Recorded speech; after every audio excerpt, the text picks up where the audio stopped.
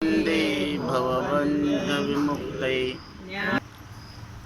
आपण खूप भाग्यवान आहोत, कारण 8 वर्षाचे बाळक हस्तामलक विश्वगुरु शंकराचार्य यांना आत्मज्ञानाचा अनुभव प्रगट करून सांगतात.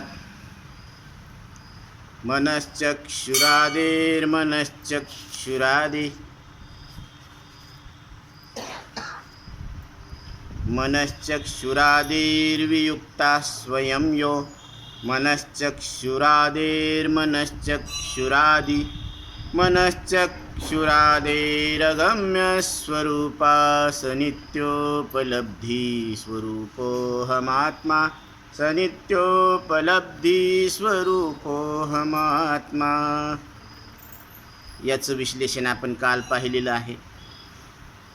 बालक सांगतो, या संवादामध्ये तिथे एक नास्तिक आला आणि तो म्हणू लागला, आत्मा दृष्टी नाही देखिला, श्रवणी नवचे ऐकिला, रसने नाही चाखिला, त्वचेने स्पर्शला नवचे आत्मा, घ्राणे नाही अवघ्राणीला, वाचेसी नाही बोलवला, नाही धरवला हाते, बुद्धी नेमिला तवचे आत्मा, आत्मा मने नाही कल्पिला, चित्तेने नाही चिंतवला, अहंकारे नवचे बोधला, बुद्धी ते नेमिला नवचे आत्मा, विवेके पाहता पाही, आहे म्हणे परी नेने तोही, आत्म्यासी गाव ठाव कोठेही, परिशिला नाही नेमस्त, नाही देहादी आवेव, नाही गुण कर्म रूप नाव, आत्म्याशी नाही जीव भाव, तेव्हा आला भाव वेदांत मते.